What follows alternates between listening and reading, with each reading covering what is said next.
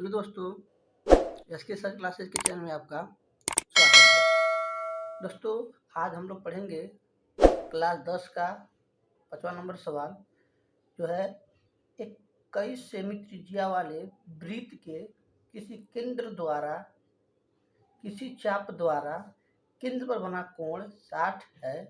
चाप की लंबाई ज्ञात कीजिए। दोस्तों, हमको क्या बताना है? चाप की लंबाई। तो उसका जो फार्मूला होता है थीटा बटे 180 इंटू पाई आर। तो यहाँ से हम क्या करेंगे? थीटा जगह पर क्या रखेंगे? 60 बटे 180 गुणे पाई का मान होता है 22 बटे 7 गुणे आर कितना दिया है? 21। त्रिज्या कितना दिया है? 21। तो 0 से 0 कट जाएगा। 7 का नाम 7 और 7 त्रिक 21। ठीक, और फिर इसको हम काटते हैं। 6 का नाम 6 और 6 त्रिक 18। 3 से 3 कट जाएगा तो क्या बचा? 22। दोस्तों, इसका कौन सा ऑप्शन सही होगा? 22 सही हो जाएगा। जो 6वां नंबर है, यदि द्विघात समीकरण x² plus 2x minus p बराबर 0 का एक मूल -2 हो तो p का मान ज्ञात कीजिए। दोस्तों, इसमें हमको किसका मान निकालना है? p का, और इसका एक मूल क्या दिया हुआ है? एक मूल -2 दिया हुआ है। तो जहां पर x होगा वहां पर हम क्या रख देंगे? -2 रख देंगे। -2 रखेंगे तो p का मान निकल जाएगा। तो होगा x बराबर -2। तो इसमें रखना है तो -2 प्लस 2 -2, इसका स्क्वायर होगा -2 और माइनस में p बराबर 0। ये हो जाएगा 4 -4 माइनस p बराबर 0। इससे कट जाएगा तो हो जाएगा p बराबर क्या होगा? 0। इसका मूल कितना हो जाएगा? p का मान कितना हो जाएगा? जो 7वां नंबर है, पासे को एक बार उछालने पर सम आने की प्रायिकता क्या होगी? दोस्तों, जो पासा होता है उसको हम एक बार उछालते हैं तो सम कितना बार आएगा? तो पासे में कुल कितने होते हैं? 1 2 3 4 5 6।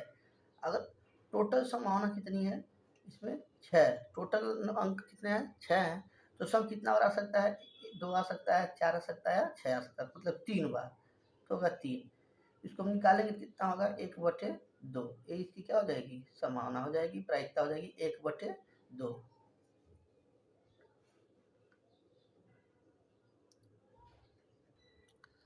दोस्तों, यदि cos a बराबर काणिम 3/2 हो तो sin 2a का मान निकालना है। इसका मान क्या होगा?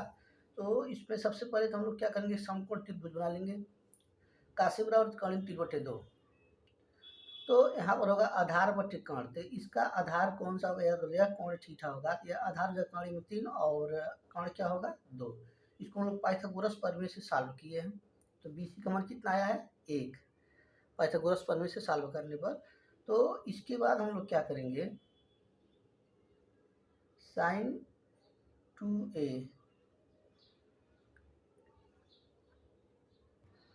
तो हम क्या करेंगे? sin a का मान निकालेंगे, क्योंकि sin 2a बराबर होता है 2 sin a into cos a। तो cos a का तो मान पता है, sin का मान नहीं पता था, तो निकाल लेते हैं। तो sin इसका होगा, sin a का मान होगा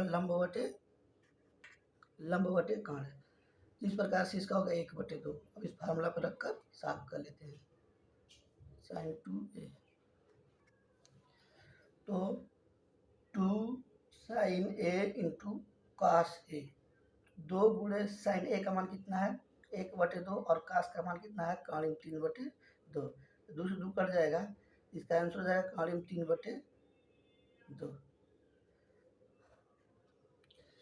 जो नंबर 9 है, के किस मान के लिए k प्लस 9 2k-1 तथा 2k प्लस 7 समांतर श्रेणी के सतत पद होंगे? समांतर श्रेणी के सतत, सतत का मतलब होगा कि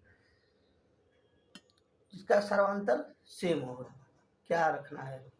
तो हम लोग के किस मान के लिए, के का हमको मान निकालना है और समांतर श्रेणी है। तो सबसे पहले इसको हम लोग मानेंगे यह श्रेणी में है k plus 9, 2k minus 1, 2k plus 7। इस प्रकार से हम लोग क्या निकालेंगे, d का मान निकालेंगे।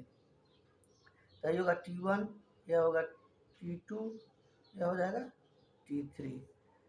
तो अगर हम पहले d1 का मान निकालते हैं तो होगा t2 minus t1, t2 minus t1, तो क्या होगा 2k माइनस 1 और माइनस में क्या होगा k प्लस 9। इसके अनुसार 2k माइनस 1 माइनस k और माइनस 9, तो क्या हो जाएगा 2k में से निकाले तो क्या हो जाएगा k माइनस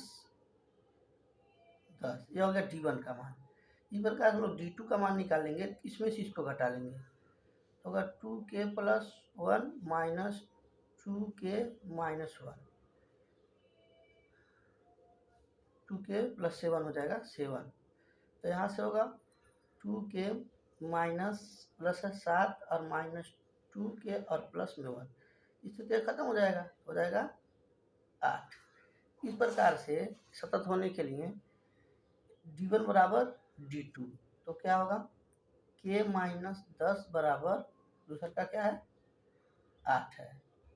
तो k का मान निकालना है तो उधर जाएगा, तो 8 प्लस 10, तो k बराबर कितना हो जाएगा 18। यही हो जाएगा के 18 पर क्या होगा सतत होगा। एक समकोण त्रिभुज का क्षेत्रफल 30 सेंटीमीटर स्क्वायर है। यदि उसकी ऊंचाई आधार की लंबाई से 7 सेमी अधिक है तो आधार की लंबाई क्या होगी। सबसे पहले तो हम लोग बनाते हैं समकोण त्रिभुज। इसका क्षेत्रफल कितना दिया है, एरिया कितना है, त्रिभुज का क्षेत्रफल कितना दिया है, त्रिभुज का एरिया यानी क्षेत्रफल कितना दिया है 30 सेमी स्क्वायर। इसको हम लोग नाम देते हैं ABC। ये समकोण हो गया। अब इसके बाद कह रहा है कि ऊंचाई जो है आधार से 7 सेमी अधिक है, तो इसकी अगर आधार हम लोग x मानते हैं तो कितना होगा 7 प्लस x हो जाएगा। ऊंचाई आधार की लंबाई से, तो इसकी आधार कितना होगा x, तो यह कितना हो जाएगा 7 x प्लस 7। अब समकोण त्रिभुज क्षेत्रफल क्या होता है, समकोण त्रिभुज का क्षेत्रफल बराबर 1/2 आधार गुणे ऊंचाई। तो क्षेत्रफल दिया है 30 और 1/2 गुणे आधार कितना है x गुणे ऊंचाई कितना है x प्लस 7। तो इसको यहाँ पर लाएंगे तो हो जाएगा 7 बराबर x स्क्वायर प्लस 7x, इसको बराबर उधर लेके जाएंगे 0 बराबर x square plus 7x minus 7। तब इसको हमको फैक्टर करना है, तो 0 बराबर हो जाएगा x स्क्वायर, तो 12 × 5 = 60 और 12 में से 5 घटाएंगे क्या बचेगा 7, तो प्लस 12 माइनस 5x माइनस 7, तो 0 बराबर होगा x square plus 12x minus 5x minus 7, 0। इसमें क्या कॉमन है x plus 12 minus 5x plus 12, तो 0 बराबर दोनों सेम है, इसको एक बार लिख लेंगे x प्लस 12 और x माइनस 5। अब इसको x प्लस 12 के बराबर 0 करेंगे, x बराबर क्या होगा -12, इसको छोड़ देंगे क्योंकि माइनस में है x का मान, अग्राहा लिख देंगे। फिर ऐसे ही क्या लिखेंगे x माइनस 5 बराबर 0, एक और कितना होगा 5, यही हो जाएगा क्या इसका आंसर। तो उसकी ऊंचाई कितनी हो जाएगी, तो आधार 5 होगा और उसका ऊंचाई कितनी हो जाएगी x प्लस 7 था, तो 5 प्लस 7 क्या हो जाएगी 12 हो जाएगी, इसका हो जाएगा आंसर। दोस्तों यदि इस प्रश्न में नहीं समझ में आया हो कोई भी प्रश्न तो